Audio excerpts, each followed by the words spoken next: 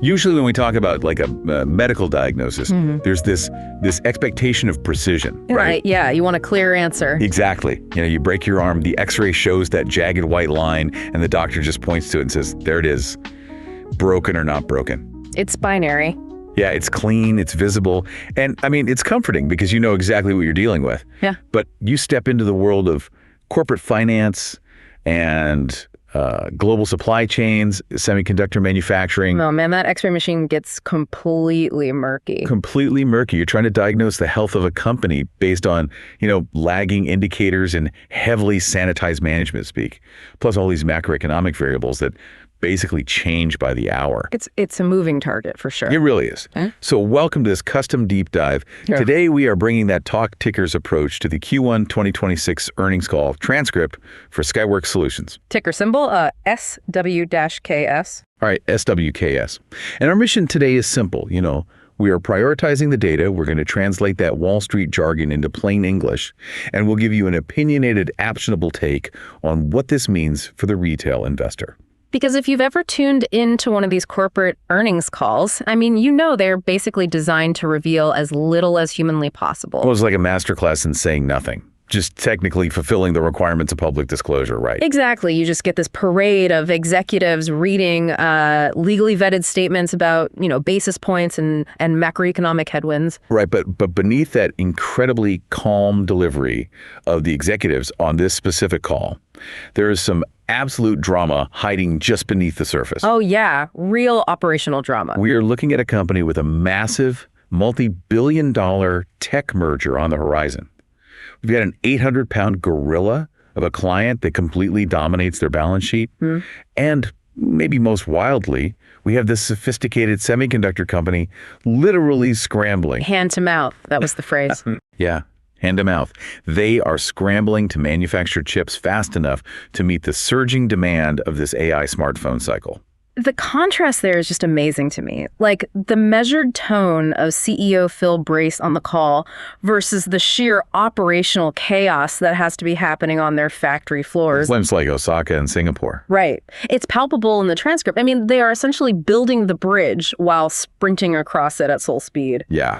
When a semiconductor company uses the phrase hand to mouth regarding their supply chain in a public forum, it indicates a level of demand that has completely outstripped their capacity to, maintain normal inventory buffers. So literally every single chip rolling off the line is immediately going onto a plane. Straight onto a plane, no sitting in a warehouse. Wow. Okay, so we are definitely going to get into that supply chain drama, all the AI angles, and that massive Corvo merger. Yeah. But we have to start where Wall Street always starts. The scorecard. The scorecard.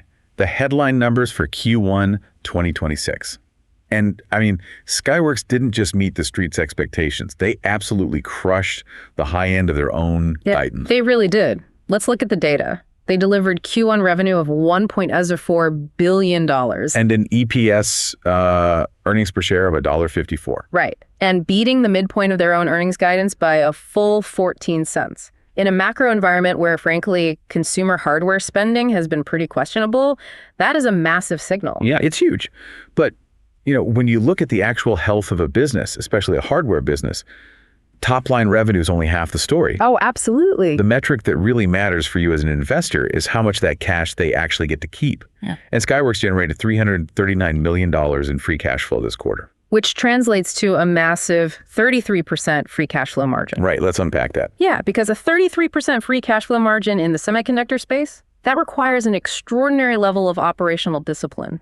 Free cash flow is basically the ultimate truth teller on a balance sheet, right? It is. It strips away all the accounting noise. After Skyworks keeps the lights on, pays thousands of, highly specialized RF engineers, runs incredibly complex fabrication plants. Buys the specialized raw materials, right? Like gallium arsenide. Exactly. And handles all their capital expenditures for future manufacturing. After all of that, 33 cents of every single dollar they take in goes straight into the bank as unencumbered capital. Okay, I want to frame this with an analogy for the listener because manufacturing hardware is notoriously capital intensive. Yeah, lay it out. So imagine you own a really high-end restaurant. A 33% free cash flow margin is like a restaurant that not only booked every single table for the night, but they managed their kitchen staff, their ingredient sourcing, the table turnover so unbelievably efficiently that After paying everybody. right, after paying the chefs, the servers, the rent, the food suppliers, a full third of the total revenue from the night's checks goes straight into the owner's pocket as pure usable cash. Which is wild. Yeah. I mean, in the software world where your marginal cost to produce a second copy of code is basically zero, margins like that are pretty common. Sure. But in the hardware world, where you are dealing with physical atoms, physical supply chains, massive factories, that level of cash generation is almost unheard of. It proves they aren't just selling a commodity. Right, because if your product is just a true commodity, like a generic memory chip or a basic sensor, your margins are entirely at the mercy of the global spot market. Yeah, you're competing purely on price. It's a race to the bottom. But Skyworks hitting a 33% margin, that signals immense pricing power. It does. It means they are selling highly differentiated, incredibly complex radio frequency front-end modules. These are components that their customers absolutely must have to make their devices function on, modern 5G and Wi-Fi networks. And that cash generation, I mean, it gave them the strategic flexibility to easily pay out a $106 million quarterly dividend to their shareholders. Right out of that free cash flow. Right. While still leaving hundreds of millions to fortify the balance sheet for the quarters ahead. It's a very strong position. Very strong. But a scorecard only tells you what happened, right? It doesn't tell us the mechanics of how they actually achieved it. Yeah, we have to look under the hood. Exactly. To understand why Skyworks is printing cash at this rate, we need to look at the two very distinct halves of their business, starting with the mobile market. Which accounts for 52% of their total revenue. And inside that mobile market is the absolute gorilla in the room. The transcript notes that their largest customer accounts for a staggering 67% of Skyworks' total corporate revenue. Yeah, 67%. Now, they never actually say the name of the company on the call. They just refer to the largest customer.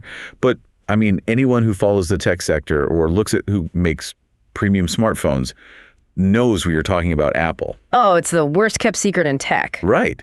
And having 67% of your total revenue tied to one single entity is the definition of a high wire act. I mean, if that customer sneezes, Skyworks catches pneumonia. Or worse. I mean, we've seen this movie before in the semiconductor space. Yeah, tell us about that, because the historical precedent is brutal. It really is. Look at companies like Imagination Technologies or Dialog Semiconductor. Oh, yeah. They built massive businesses around supplying components to that exact same smartphone maker. And when that customer eventually decided to, bring the technology in-house and design their own chips, Those suppliers got crushed. they lost 70% of their market capitalization overnight. It is a tremendous vulnerability. So the analysts on this earnings call, they had to be acutely aware of this risk. Oh, they were. During the Q&A, they were circling this relationship, really trying to get CEO Phil Brace to review the underlying dynamics.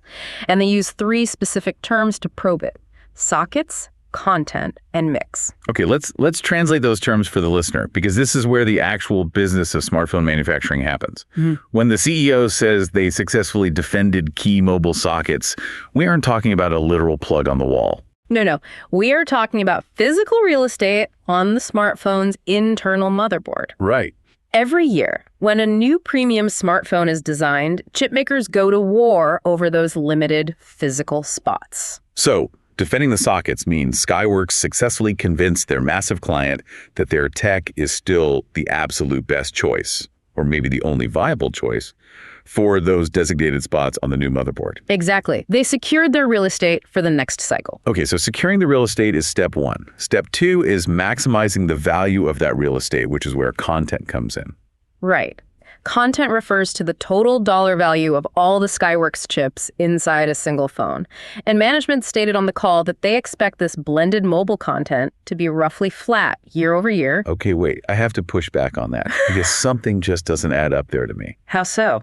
Well, if they successfully defended their sockets, and we know that these new 2026 phones are being marketed heavily around massive on-device AI workloads. Yeah, the AI supercycle. Yeah.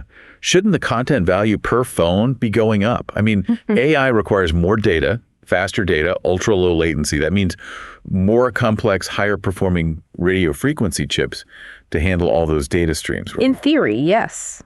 So if the technology is getting more advanced, why is the total dollar value they extract from each phone staying flat?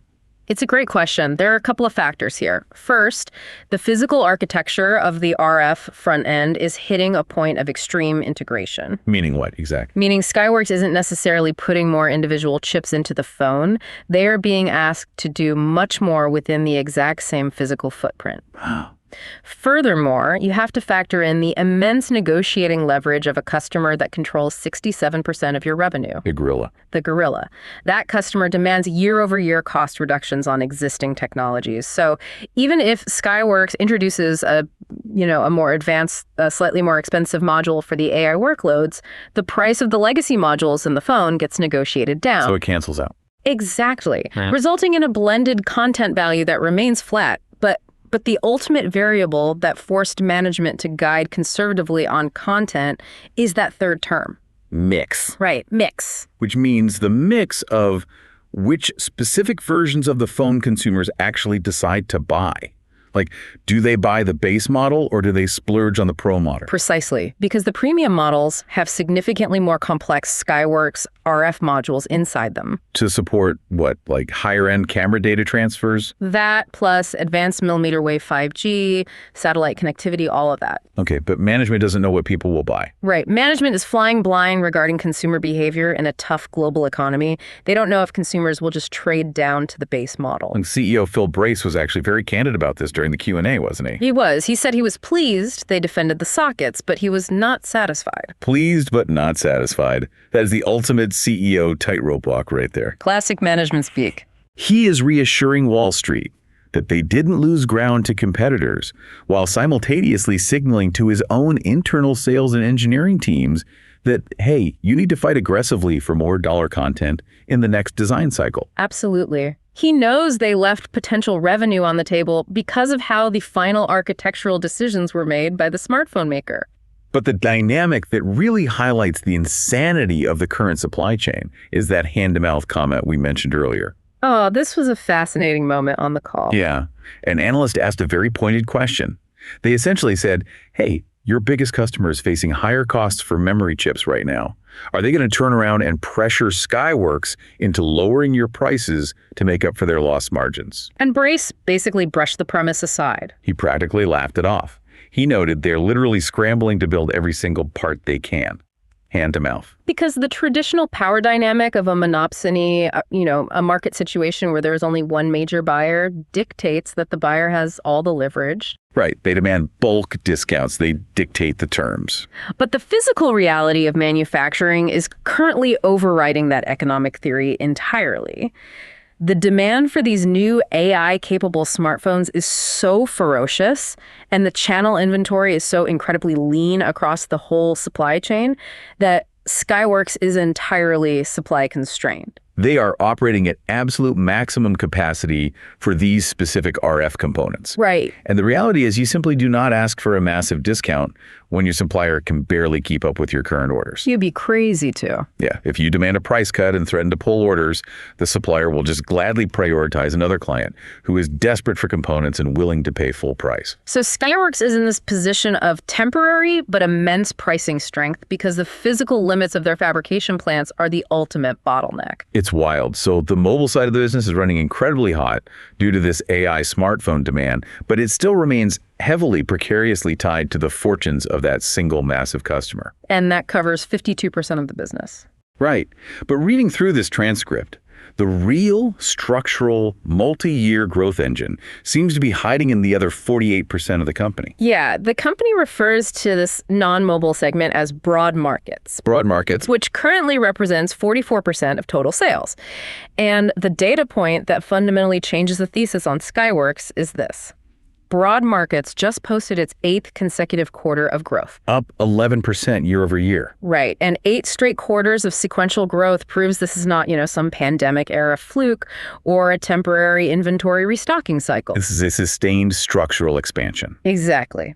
Driven by fundamental shifts in how the world handles data. Okay, let's break down the pillars of this broad markets growth. Yeah. Because it covers a massive amount of ground. Based on the call, it looks like it's driven by 3 main areas. Yep. Edge IoT, automotive, and the data center. Let's start with Edge IoT. The transcript heavily highlights the rollout of Wi-Fi 7 and even some early engagements on Wi-Fi 8. Now, my home Wi-Fi currently struggles if like 3 people are streaming video at the exact same time. Same. So why is Wi-Fi 7 so critical to their structural growth right now? And how does it actually connect to the AI boom we keep hearing about? Well, the narrative around artificial intelligence has largely focused on massive remote data center, or giant server farms in the desert training language models. Right, it's cloud. But the next frontier is edge AI, which means processing complex AI tasks directly on your local devices. So, like my laptop running a local language model or my smart home hub analyzing video feeds locally without sending it to the cloud. Exactly. Security cameras utilizing computer vision in real time.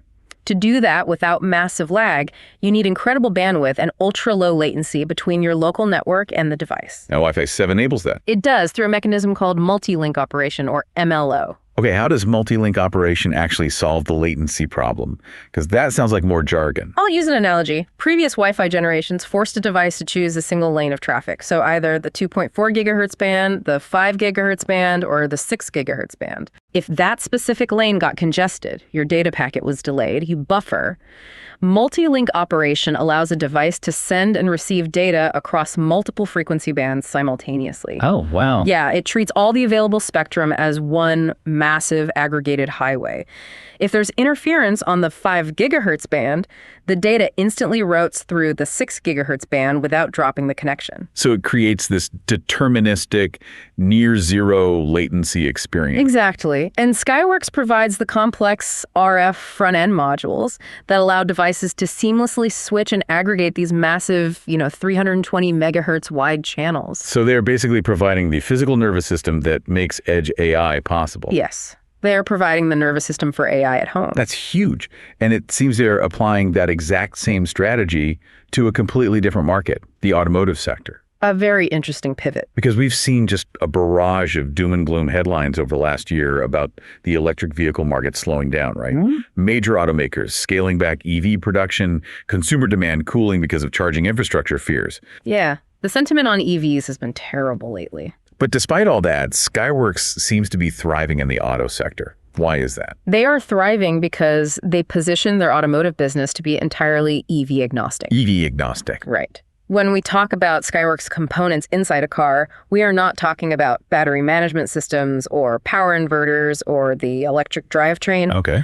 We are talking about telematics, infotainment systems, and vehicle-to-vehicle connectivity. The modern consumer expects their car, regardless of what makes it move forward, to be a rolling software-defined computer. But wait, doesn't an internal combustion engine car need fewer sensors and less connectivity than a fully autonomous EV? I would think a slowdown in advanced EVs would still hurt their total addressable market. It's a logical assumption, but the reality of the automotive market has shifted dramatically. Even traditional internal combustion engine vehicles are now being mandated to include advanced driver assistance systems, or ADAS. Right, for safety ratings. Right. Like lane keep assist and automatic braking. Exactly. Furthermore, consumers just demand seamless streaming, over-the-air software updates, real-time traffic telematics, 5G connectivity, even in a standard gas-powered SUV. Yeah, nobody wants a dumb car anymore. Exactly. And all of those features require an immense array of complex radio frequency chips. The vehicle needs a cellular modem, Wi-Fi for internal hotspots, Bluetooth for device pairing. Specific RF modules for emergency response systems. Right. So the specific niche of automotive connectivity is growing exponentially, totally independent of the drivetrain type. And Skyworks is capturing that connectivity growth across the entire global fleet. That is a brilliant strategic positioning. Okay, that brings us to the third pillar of their broad markets growth, and this is where we get into some heavy engineering jargon. The data center. Oh, yeah. The transcript mentions that the data centers are transitioning to 800 gig and 1.6 terabit architectures. And CEO Phil Brace specifically called out a product they make called jitter attenuating clocks. Yes, he did. Now, to someone without an electrical engineering degree, a jitter attenuating clock sounds like, I don't know, decaf coffee for a stressed out computer. That's actually not a bad way to put it. What does this technology actually do, and why is it a bottleneck for AI? The decaf coffee analogy is surprisingly accurate for understanding the fundamental problem here. Let's visualize the physical reality of a modern AI data center. Okay. You have tens of thousands of massively powerful graphics processing units, GPUs, working in tandem to train, say, a trillion parameter AI model. Like a ChatGPT model. Exactly. They're passing billions of electrical signals back and forth across optical interconnects every single second. For all of these GPUs to function as one unified supercomputer, those billions of signals must be perfectly synchronized. So they operate in distinct clock domains. Right, and they must march to the exact same microscopic beat. And at 1.6 terabits per second, that beat is incredibly fast. We're talking about fractions of a nanosecond, right? We are talking about picoseconds. If the timing of these electrical signals fluctuates even slightly, a phenomenon engineers refer to as phase noise or jitter, the integrity of the data is completely compromised. So the signal gets muddy. The signal eye closes, the GPUs fall out of sync, packets of data collide, and the entire AI training run, which costs millions of dollars in compute time, mind you can stall or crash. Just because the timing was off by a picosecond. Exactly. As the speed at the data center increases to 800 gig and beyond, the physical tolerance for jitter decreases exponentially. And Skyworks manufactures these jitter attenuating clocks. They do. They are the ultra-precise metronomes of the data center. They take in a noisy, jittery clock signal, strip away the phase noise, and output a pristine, perfectly timed signal. Just to ensure that billions of data packets hit their targets at the exact picosecond they are supposed to. Right. High-speed AI networks physically cannot function without them. So they are essentially the microscopic traffic cops for the AI revolution. Exactly. And there was another data center technology mentioned that really highlights just how extreme these computing environments are becoming: power isolation technology. Oh, this is fascinating stuff. Yeah, Brace talked about how data trenders are moving to higher and higher voltages to power these massive AI clusters, and how that creates a severe physical risk to the hardware. What's the dynamic there? Well, to push data at terabit speeds across thousands of GPUs, you need massive amounts of electricity. Traditional data center racks ran on relatively low power, but new AI architectures are pushing 400 or even 800 volts of direct current power straight to the rack. Just to feed these clusters. Right. The actual silicon inside a delicate AI GPU, however, operates on roughly 1 volt or less. Okay, so you have an 800 volt power line sitting right next to a 1 volt chip. Exactly. If a power surge, a short circuit, or a grounding fault allows that massive 800 volt power line to make direct electrical contact with the delicate GPU logic board, The GPU is instantly vaporized. instantly destroyed. Millions of dollars of hardware up in smoke in a fraction of a second. Wow. So where does Skyworks come in? Skyworks manufactures highly specialized power isolation chips. These components provide what's called galvanic isolation. Which mean? They allow the high-voltage power delivery system to communicate with and safely step down power to the low-voltage silicon logic without ever establishing a direct physical electrical connection. Wait, how do they communicate without a physical connection? They use capacitive or magnetic coupling to transfer the necessary signals across an isolation barrier. That's incredible. It is a vital, absolutely non-negotiable safety mechanism for these multi-billion-dollar AI infrastructure projects. So broad markets is clearly this incredibly diverse, highly technical engine driving sustained growth. Yeah. And it's completely insulated from the volatile smartphone upgrade cycle. It really is the crown jewel of their future strategy. Which perfectly sets the stage for the absolute elephant in the room on this earnings call. The Corvo mega deal. The mega deal, expected to close early 2027. Right. Back in October, Skyworks announced they are merging with Corvo. And CEO Phil Brace made it clear right at the beginning of the call that he was not going to take detailed questions on the regulatory process of the deal. Right, the lawyers definitely told him to steer clear of that. Yeah. But he did dedicate a significant portion of his opening remarks to selling its strategic virtues. Why is this merger such a big deal for them? The strategic logic of combining these two massive entities really requires looking at how a smartphone physically handles radio waves. Okay, break it down for us. The RF chain, which is the path a signal takes from the digital baseband processor inside your phone out to a cell tower, is incredibly complex. Corvo has historically been a master of the acoustic wave filters and the antenna tuning side of the house. So they make the components that physically catch, isolate, and transmit specific radio frequencies. Exactly. Skyworks, on the other hand, excels at the power amplifiers, the low noise amplifiers, and the complex switching modules that sit behind the antenna to boost and route the signal. So currently, if you are a smartphone manufacturer, you have to buy the antenna and filter tech from Corvo. Then you buy the amplifiers and switches from Skyworks. Right. And then you have to spend millions of dollars in R&D trying to figure out how to make these distinct components work perfectly together without interfering with each other inside a microscopic space. Exactly. It's a massive headache for the phone makers. By merging, Skyworks and Corvo aren't just achieving, economies of scale, they are fundamentally changing what they sell. Right. They will transition from selling distinct components to offering a fully integrated end-to-end RF front-end solution. They can co-design the amplifiers and the filters to optimize the entire signal chain from the start, which drastically reduces power consumption, improves signal integrity, and crucially saves precious physical space on the motherboard. And beyond the immense engineering synergies, this is a profound financial play, right? Oh, absolutely. Combining these two giants drastically reduces their historical reliance on any single mobile customer's volatile upgrade cycle. That 67% gorilla we talked about.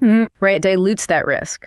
And Brace laid out a clear, stated path to achieving gross margins in the 50% to 55% range. Hitting a 50 to 55% gross margin at that massive scale is a staggering target. But I have to ask about the integration risk here. Yeah, it's the big question. Isn't combining two massive, highly specialized hardware engineering cultures incredibly dangerous?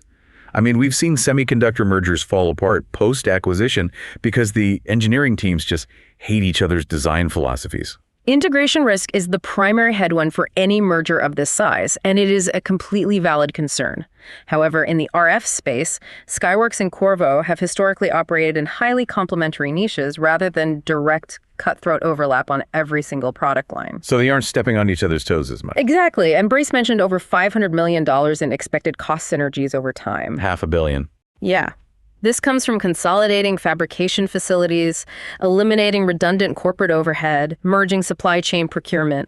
If they can navigate the cultural integration, they become an absolute titan in the RF space.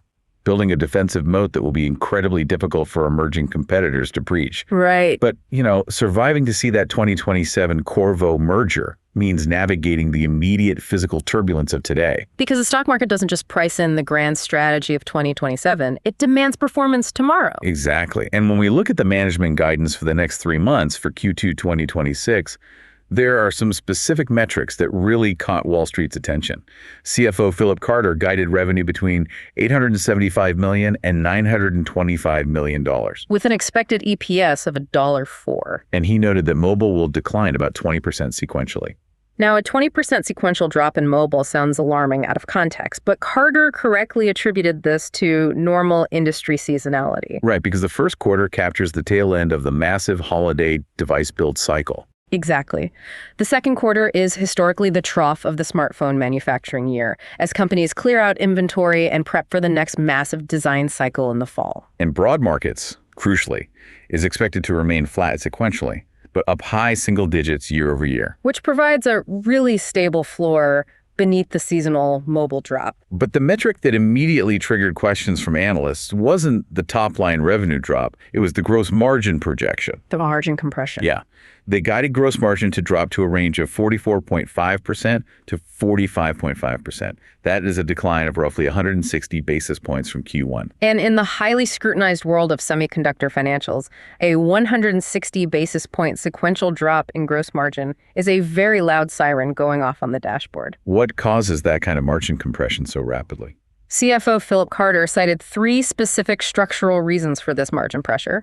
First, the lower seasonal volume directly impacts their factory utilization rates. Right, because semiconductor fabrication plants have massive fixed costs. The machinery, the clean rooms, the specialized personnel, they all cost the same whether you run 1 wafer or 10,000 wafers a day. So when volume drops 20% seasonally, those fixed costs are spread over fewer chips. Driving the per unit cost up and the margin down. Makes sense. What's the second reason? Second, they anticipate a higher mix of Android devices in the Q2 revenue profile. Oh, and Android devices historically carry lower margins for Skyworks than the premium devices from their largest customer. Exactly. The Android ecosystem is incredibly fragmented, highly competitive, and dominated by Chinese original equipment manufacturers who are just ruthless negotiators on component pricing. So the Android market exerts immense pricing pressure, which compresses margins. Right. But the third reason Carter provided for the margin drop is the most revealing regarding the current state of the global economy.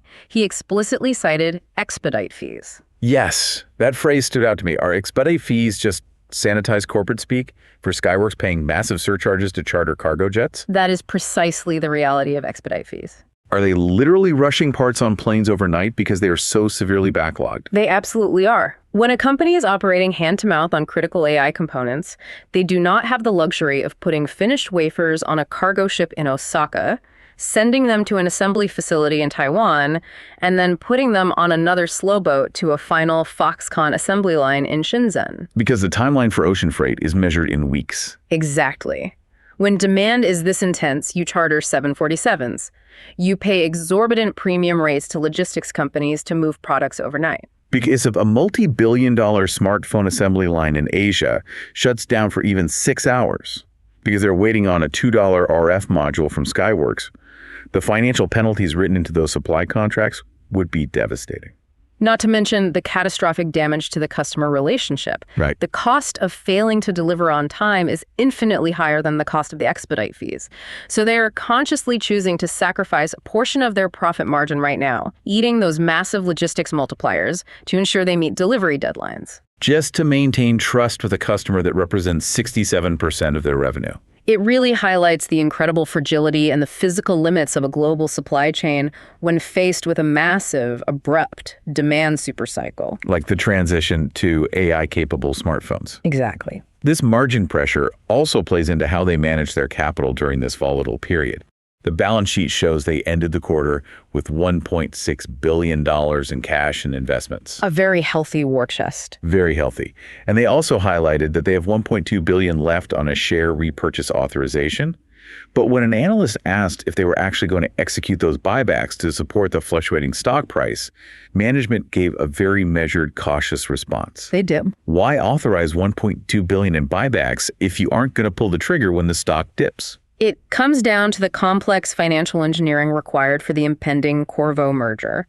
Management signaled that while they have the authorization on the books, they must remain fiercely protective of their liquidity right now. Because they know they will have to tap the corporate debt markets within the next 12 to 18 months to finance the cash portion of the Corvo acquisition. Right. You do not want to drain your war chest buying back your own stock when you know you have to go to the investment banks soon to borrow billions for a mega merger. You want your balance sheet looking as fortified, liquid, and cash-rich as possible. To secure the lowest possible interest rates on that new debt, every basis point they save on interest rates for a multi-billion-dollar loan is vastly more valuable in the long run than a short-term bump in the stock price from a buyback. So they are carefully balancing rewarding current shareholders through that solid 71-cent dividend while keeping their powder dry for the transformative deal ahead.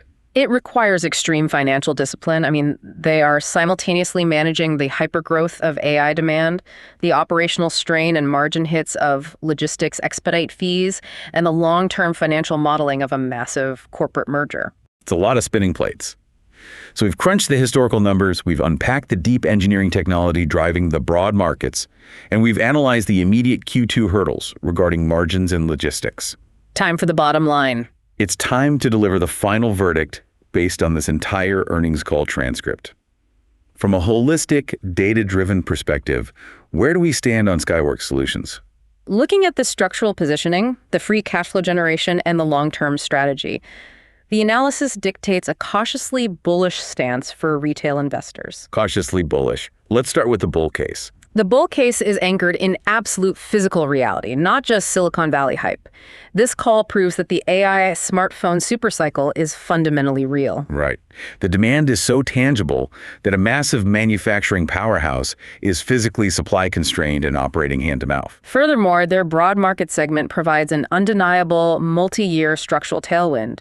8 consecutive quarters of growth prove Skyworks has successfully diversified beyond just being a smartphone parts supplier. They are embedding themselves as the critical physical infrastructure providers for edge AI via Wi-Fi 7, connected automotive ecosystems, and the high-speed data centers that are training these massive language models. And finally, the Corvo merger. While it is complex, it creates a formidable defensive moat and a path to incredibly lucrative 50 to 55% gross margins. Okay, but a responsible analysis requires a thorough examination of the bear case. Always. The immediate risk is exactly what CFO Philip Carter guided for: intense margin pressure. Those expedite fees and seasonal utilization drops are actively eating into the bottom line. And if global supply chains remain congested, or if air freight logistics costs spike further, that 44.5% gross margin could slip even lower. And Wall Street relentlessly punishes margin compression in hardware stocks. They show no mercy. We also cannot ignore the existential risk of the 67% reliance on a single customer.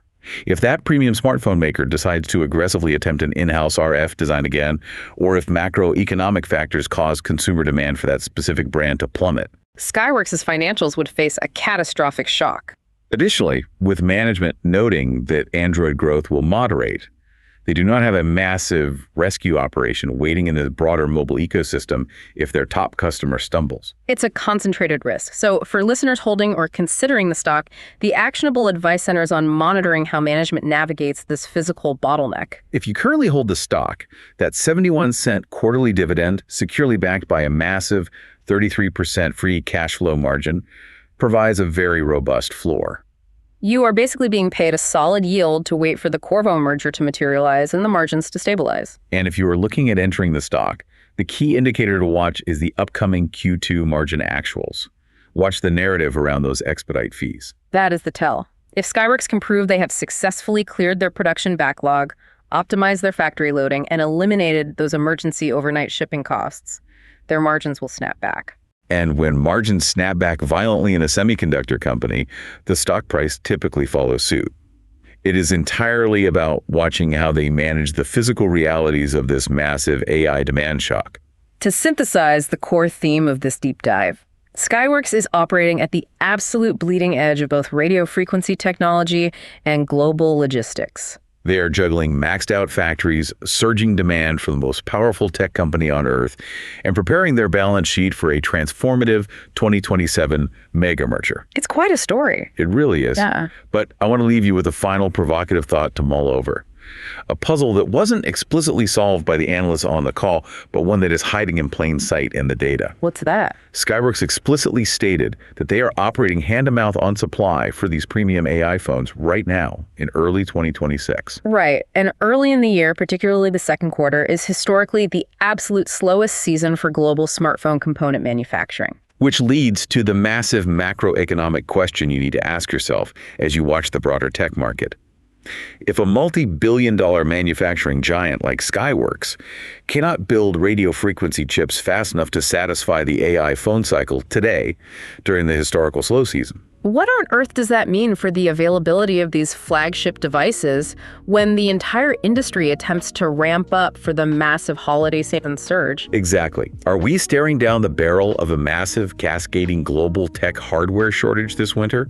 If the underlying foundational components are already maxed out in the spring, the retail shelves might be awfully bare come December. It is a very real possibility. It's a critical dynamic to keep a very close eye on as the year progresses.